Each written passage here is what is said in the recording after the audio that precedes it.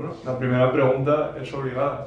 ¿Quién es Juana J. Richards y cómo se define? Creo que soy una buscadora incansable y por supuesto el arte es una gran vía para explorar, ¿no? Mi formación es un poco ecléctica, digamos. Empecé mi formación académica en la Universidad en la Facultad de Ciencias Económicas. Soy licenciada en Administración de Empresas. Creo que arranqué por ahí para entender algunas cosas de la vida con las que no me sentía tal vez muy afín y donde no encontraba las típicas respuestas o qué sé yo, no me satisfacían. Sin embargo, me atraía mucho entender qué era lo que estructuraba de alguna manera el mundo en el que participamos. Y después me formé en arte. Me formé en Nueva York, en The Art Students League. Es un tipo de academia y un estilo de formación muy libre, donde sobre todo se respeta mucho el tiempo del aprendizaje y eso siempre me interesó mucho, la conexión con los tiempos internos.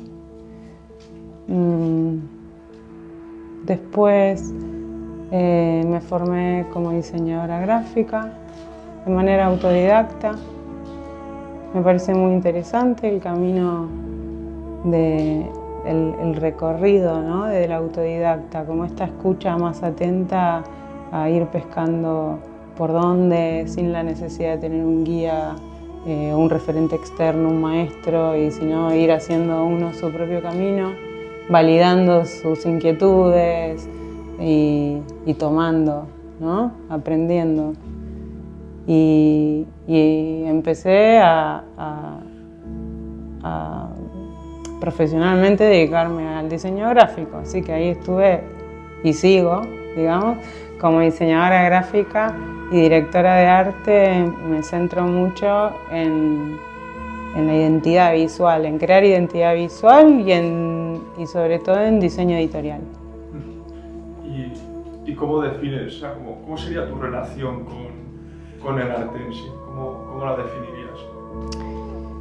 Mi vínculo con la creación siempre tuvo que ver con mi manera de elaborar respuesta a las cosas que iba viviendo. Era como el lenguaje que tenía disponible para expresarme.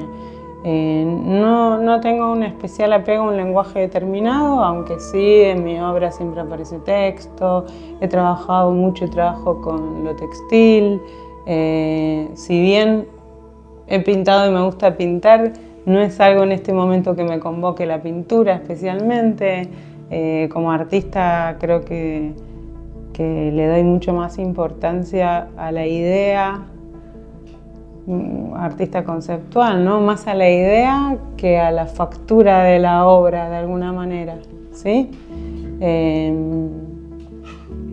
Después siempre, digamos, seguí creando y en algún momento, a partir de cómo yo vivía el arte, me di cuenta que para mí era una vía regia para reparar, para resignificar, para reescribir narrativas propias, para encontrarlas, para potenciar cambios, el desarrollo personal y bueno, y terminé acercándome a la arteterapia. Todo eso tiene que ver con el arteterapia.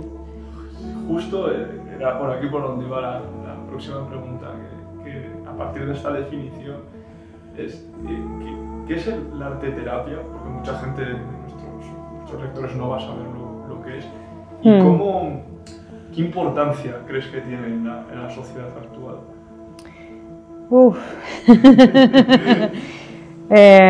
A ver, es una profesión que está basada básicamente en la aplicación psicoterapéutica de todo lo que nos ofrece el proceso artístico, el proceso de creación, ¿sí?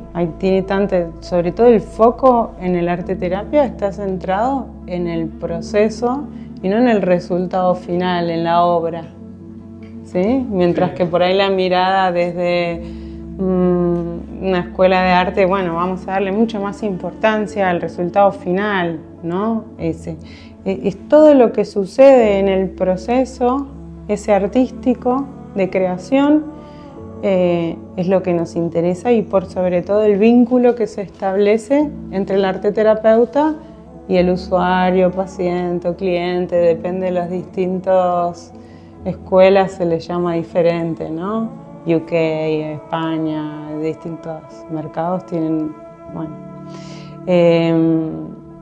Obviamente se vale mucho de todo del arte, del lenguaje artístico, de las distintas maneras, de los lenguajes expresivos, porque mediante la creación artística yo puedo de alguna manera plasmar imágenes, objetos, textos, coreografías, danzas, ideas, con lenguajes que van trayendo cosas que tengo dentro y que todavía no conozco o no acabo de comprender, pero ya se hacen visibles. Y una vez que se hacen visibles ya podemos dialogar, ya somos tres. En una terapia, digamos, más tradicional somos nosotros dos hablando. En cambio acá podemos estar hablando, somos tres, ¿no? La obra, ¿sí? El terapeuta y el usuario. O sea, se entendería como una vía de, por así decirlo, tomar el proceso artístico de creación. Exacto. Para poder, en cierto modo, entre comillas, sanar o para resignificar, reescribir o potenciar.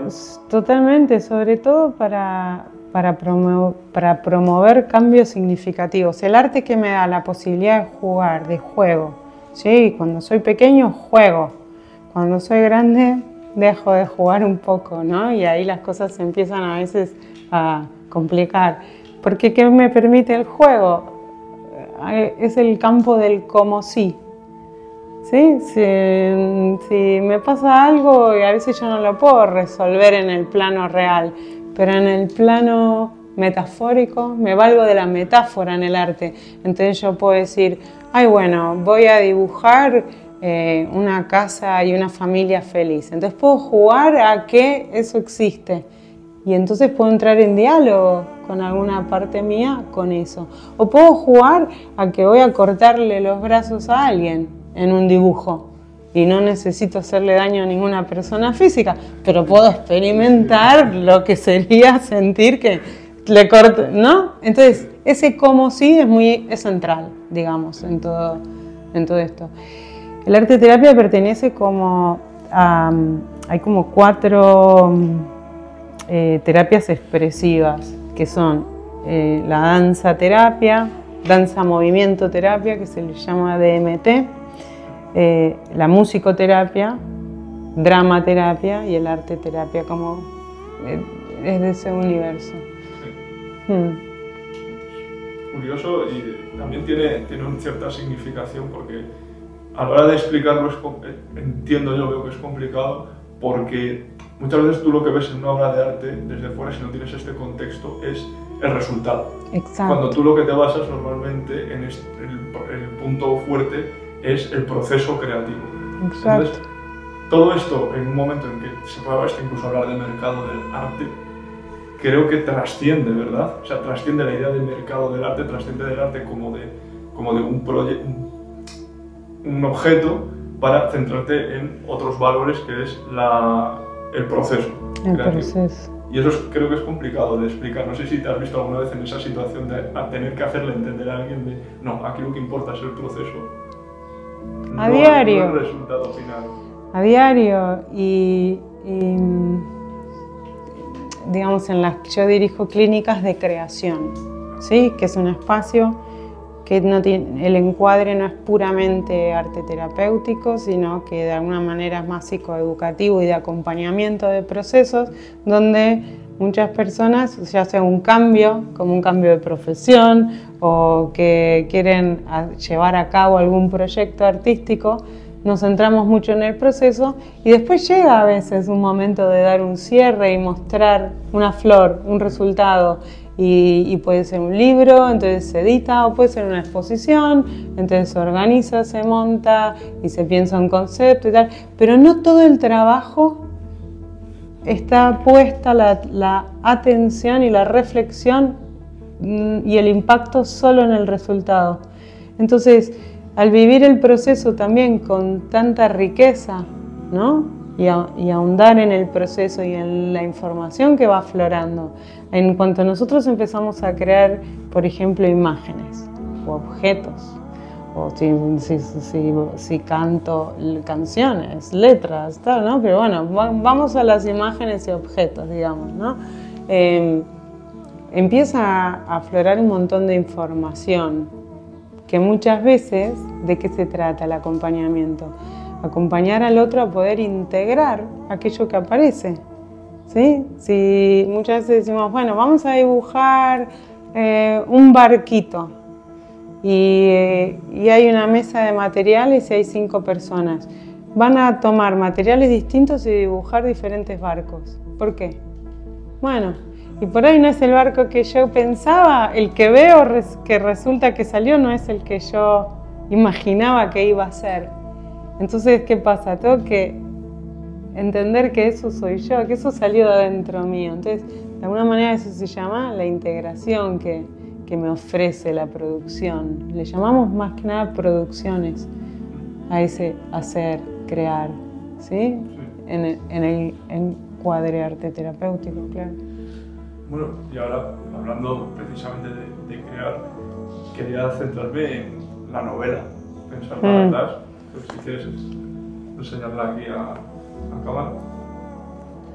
Y bueno, principalmente quería que nos dijeses qué inspiró, o sea, qué fue lo que hizo que dieras el paso de decir, pues voy a escribir esta novela y también contar, sin destripar para quien quiera un poco, pues quiera meterse, de qué versa, sobre qué versa. Un poco el proceso, hablando del proceso, digamos, el proceso de escritura de esta novela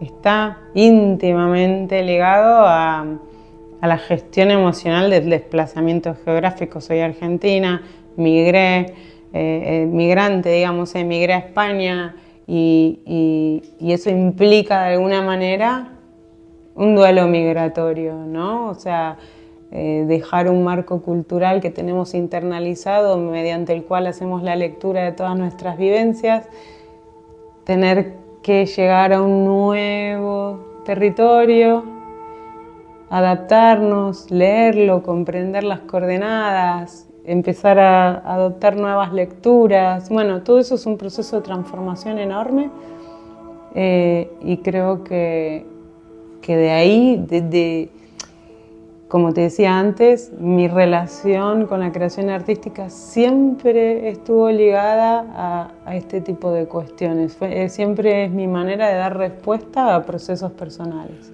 Entonces dije, bueno, de alguna manera creo que pensar para atrás fue un mundo donde todo cambia, ¿no? Al cruzar una frontera. Literal o metafórica en la vida luego, ¿no? Pero digamos, al cruzar una frontera se enrarece todo. El tiempo, la distancia, cambian muchas coordenadas, ¿no? Como decía, olores, costumbres, sonidos, canciones, acentos, ritmos, referencias. Entonces, claro, la incertidumbre es muy grande, se abre mucho, ¿no? Esa cartografía subjetiva y pensar para atrás, yo creo que fue una manera de decir, bueno, este es un mundo, es como una gran, yo siempre digo que es como un tramo de un recorrido por un borde que hace la protagonista, que se llama Margarita, que inicia un diario, el formato es de escritura, digamos, es un diario, inicia este recorrido a partir de la pérdida de un hijo con la intención de sobrevivir. Entonces, en ese ejercicio de escritura va plasmando todo un mundo que tiene que ver, ¿no? con lo que ya no está, con lo nuevo, con las preguntas, ¿no? Está lleno de...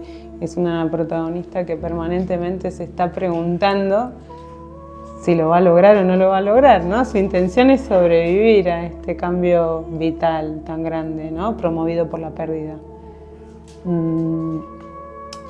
Pero otra vez volvemos a las metáforas, ¿sí? Son metáforas. Entonces, de alguna manera, en este libro pude plasmar un montón, qué sé yo, de recorridos de la memoria, de mi lugar de origen, de recorridos que tenían que ver con Madrid. La protagonista es de Buenos Aires y vive en Madrid. Tiene un programa de radio en el Círculo de Bellas Artes, ella, y entrevista a escritores. Entonces la pregunta es un recurso que está muy presente.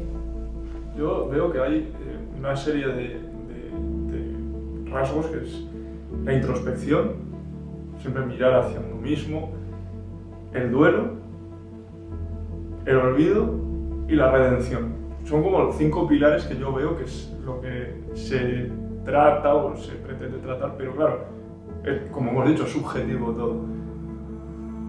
¿Crees que son esos 5 pilares? ¿Crees que se puede añadir uno más? ¿Crees que se le puede dar otra lectura? ¿Cuál es la lectura que la autora da sobre estas bases? Yo siempre digo que de alguna manera pensar para atrás es un apilamiento de pérdidas. Es como una toma de conciencia sobre la pérdida, que todo el tiempo en la vida, en el proceso vital, vamos asumiendo pérdidas y entrando a campos nuevos, ¿no? Pero digamos, cada vez que nace algo hay algo que queda atrás y como es un gran ejercicio de reflexión sobre lo que ya no es para dar lugar a lo que sí puede ser, ¿sí? A lo posible, para darle espacio a lo posible. Si se resuelve o no se resuelve, bueno, eso es otra cosa, eso ya es parte de la ficción y del juego, esto que decíamos, como sí, bueno, vamos a ver. También es un gran, como decís, pilares, también hay un tema muy presente que tiene que ver con las referencias, ¿sí? Está plagado de referencias culturales, de sus grandes íconos, de la protagonista, de artistas, escritores, música. La música, hay una playlist en Spotify del libro, la música está muy presente porque ella va escuchando música y ¿por qué la música? Porque en este cruzar fronteras que decíamos, la música tiene ese poder de anular barreras culturales, ¿sí? Por eso podemos ir a un recital y no importa de quién es en cada país, de qué idioma, bailamos todos, ¿sí? Entonces tiene algo de eso de igualarnos, de todos podemos participar de la experiencia más allá de qué país o de qué ciudad seamos. Entonces sí que elegí la música como está lleno como de capas. Como artista me interesa muchísimo explorar todo lo que es el tejido de las capas de significado, tanto para nombrar a las obras como los elementos que voy poniendo. Y en este caso, en la escritura, está llena de capas, ¿no? Porque si yo te hablo de un momento que llega la protagonista a su casa y cree que parece el decorado de una peli de David Lynch, no es porque, elijo David Lynch por algo, porque en el momento que yo evoco su nombre te estoy evocando todo un campo que tiene que ver con lo que se enrarece, con el lenguaje onírico, con el misterio, con salir en busca de lo que me va a encontrar. En fin, un montón de cosas, ¿no? ¿Y por qué escucha esta canción y no escucha otra? ¿Y por qué habla de astrología y cada vez que se encuentra con un personaje dice, ¿de qué signo sos? ¿De qué signo sos? Yo Virgo. Virgo, por ejemplo. Margarita diría, Miguel es de Virgo. Y listo, no profundiza. ¿Y por qué está ese guiño?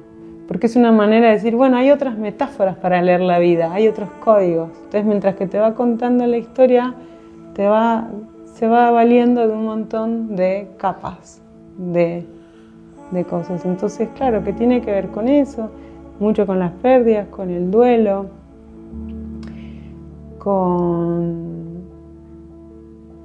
el duelo migratorio mucho, ¿no? Porque todo el tiempo está tejiendo entre un antes y una ahora, entre lo que hubo y lo que tal. O sea, por supuesto, tiene que ver con la maternidad, con el dolor y el resentimiento. O sea, sobre todo el resentimiento por dejar de ser madre, por perder a su hijo. Pero en realidad es una excusa para estar resentido ante la frustración, ¿no? Es como decir, bueno, a ver, vamos a retratar a un personaje muy resentido, le vamos a dar una muy buena excusa. O sea, ¿quién se atreve a decir algo ante la pérdida de un hijo? ¿No? Es una manera de sostener igual cierto bucle, podría decirse. Totalmente, totalmente. Y en ese sentido animo a cualquiera a escribir, digamos, ¿no? No es que tengo que ir a estudiar escritura para escribir. Y es que aquí es donde viene la siguiente pregunta. ¿Escritor nace o se hace? Uf. Creo que soy experta en huir de ese tipo de preguntas. Pero además me parecen como, no me gusta cuando hay opciones, ¿no? Me gusta justamente me dedico a abrir posibilidades y opciones. Yo creo que escritor es quien siente la necesidad de escribir, se sienta y escribe. Y después, como todo, ¿no? Si necesito, hablamos hace un rato de posicionarse como autodidacta ante el conocimiento. Entonces, si de repente estoy escribiendo y veo que necesito recursos, los encontraré, o iré a una escuela y me contarán, o leeré.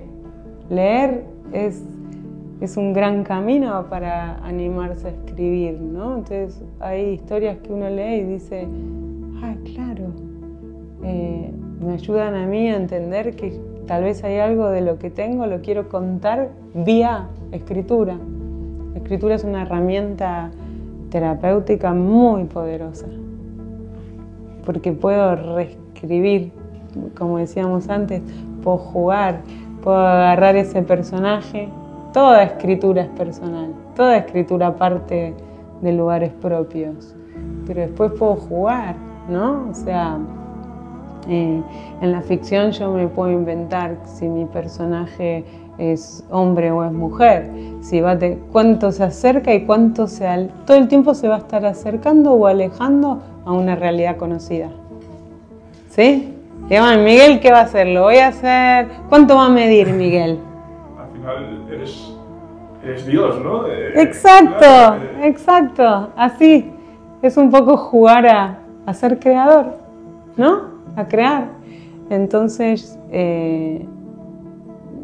lo único que se necesita es la necesidad de contar algo, tener algo para contar.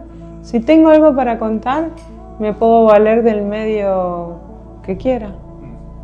Bueno, pues ya finalmente pues, tienes la cámara para ti y quiero que nos des unas reflexiones de lo que quieras, de cualquier cosa, y tienes tu... Pensar para atrás es un gran ¿sí? Un espacio de estos que quedan entre lo que ya no es y lo que todavía no se hace visible o reconocible de lo que va a ser.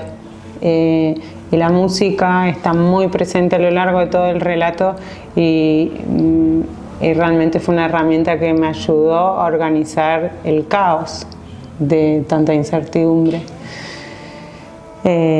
Bueno, y en el domingo 2 de junio voy a estar en la Feria del Libro de Madrid, en la caseta 173 de la editorial, que es Tres Hermanas. Así que los espero a todos para conversar y firmar ejemplares.